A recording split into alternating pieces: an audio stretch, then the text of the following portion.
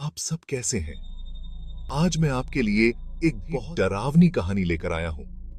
जरा सोचिए, आधी रात है और आप गहरी नींद में सो रहे हैं।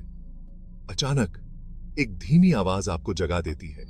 यह आपकी मां है जो आपका नाम पुकार रही हैं। लेकिन यहां एक पेच है। उनका देहांत वर्षों पहले हो चुका है। मैं बिस्तर पर लेटा हुआ था। मेरा दिल जोर से धड़क रहा था।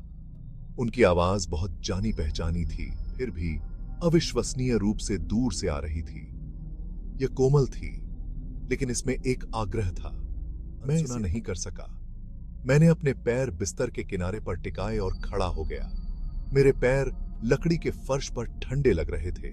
मैं उस आवाज का पीछा करते हुए दालान से नीचे चला गया। घर के भयानक सन्नाटे में मेरा हर कदम गूंज रहा था। हर कदम के साथ मेरा दिल जोर से धड़क रहा था। हवा और घनी और ठंडी होती जा रही थी। उस आवाज ने मुझे फिर से पुकारा, इस बार दालान के अंत में एक खास कमरे से। जैसे जैसे मैं करीब पहुंचता गया, आवाज बिगड़ने लगी। कुछ इस तरह बदल रही थी कि पहचानना मुश्किल हो गया। मैं दरवाजे तक पहुंचने से ठीक पहले रुक गया। मेरा हाथ दरवाजे के हैंडल पर मंडरा रहा था और मेरी रीढ़ की हड्डी में एक बर्फीली सिहरन दौड़ गई। दरवाजे की दरार से एक सिहरन पैदा करने वाली फुसफुसाहट आई, पास आओ, मुझे तुम्हारी मदद चाहिए।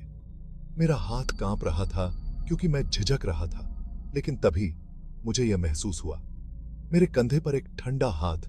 मैं घूम गया। मेरी सांस मेरे गले में अटक गई। वह वहां थी, मेरी मां। उनका भूतिया चेहरा मेरे सामने खड़ा था। उनकी आंखें डर से फैली हुई थीं। उन्होंने अपना सिर हिलाया और बिना आवाज के कहा, मत जाओ। मेरा दिमाग दौड़ रहा था। भ्रम और आतंक नियंत्रण के लिए संघर्ष कर रहे थे। मैंने दरवाजे की ओर देखा, फिर अपनी मां की ओर। उनकी उपस्थिति वास्तविक, मूर्त थी और उनकी आंखों में डर ने मुझे वह सब कुछ बता दिया जो मुझे जानना आवश्यक था। मैंने पीछे हटते हुए कदम उठाए, दरवाजे से दूर, उस आवाज से दूर जिसने मुझे लालच दिया था। मेरी मां के भूतिया चेहरे ने राहत की एक लहर के साथ हां में सिर हिलाया। उन्होंने बिना आवाज के कहा, धन्यवाद, और गायब हो गईं। मुझे अंधेरे दालान में खड़ा छोड़कर मेरा दिल अभी भी जोर से धड़क रहा था।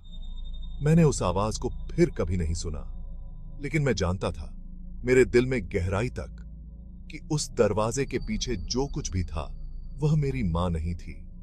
यह कुछ और था, कुछ अंधेरा और द्वेषपूर्ण। तो अगर आप कभी भी आधी रात को कोई जानी पहचानी आवाज खुद को बुलाते हुए सुनते हैं, तो उसका पीछा करने से पहले 2 बार सोचें।